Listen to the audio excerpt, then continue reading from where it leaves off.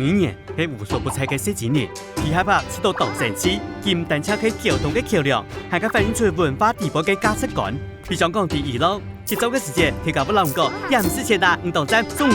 拜託，冇我做到東西，切到拿走哦。也可以為波斯語有另一文化，我強比再強比，來回200-300，才再講出自家真正嘅意思。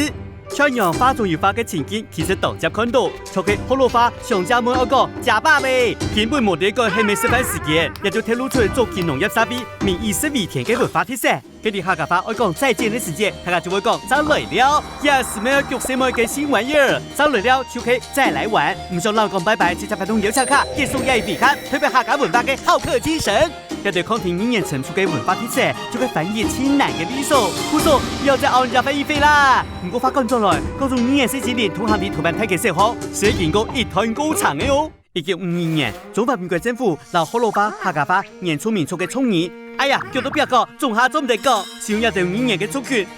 條男都夾唔起來啦。背面係粗成，後上一推，然後老一輩嘅阿公阿婆，才做得個超級比一比，無共同語言，當到傳到傳埋去啦。到係1980年代，經驗前後嘅台灣，三邊門機卡 open 掉嘅，大家開始為到自身企業企出來，客家子弟看到呀，上到客家話本人企去到暗慘，客家文化見落去看唔到嘅，都唔掉嘅啦。一到時喺創辦客家風雲雜誌，為客家朋友企起來，克力覺醒，他喺發起嘅萬我母語運動，要求政府全面開放行業電視節目，修改廣播電視法中限制方言嘅條款，並且建立客家多元嘅語言政策。加嘅30年嘅基本業，萬我母語運動嘅訴求 check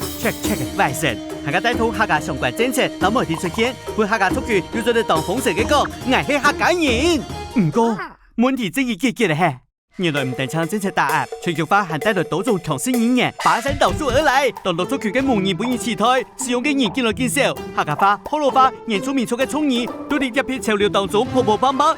差唔多冇聽你啦。實行業出去擺嘅報名表，要拿去下啦。哎喲，阿你咩唔是安排？本語言傳下去嘅方法要當多，像看日本韓國嘅戲劇，看 LV 天人重要，平常行業電視劇，平常客家美食，隨時可以下催名炒牛，都做得本客話強強鬆鬆嘅行業實法。話講到呀，雖然有對語言味，語言沒有三路偏視，莫強求。不過就像人愛維護成不多樣性，語言沒有維持多元性，因為佢做得做嘅唔單止係溝通，大家代表人看世界嘅方式，係個一隻語言消失體嚟，而包含嘅觀點咪就唔見體了。前面就變做全世界都在講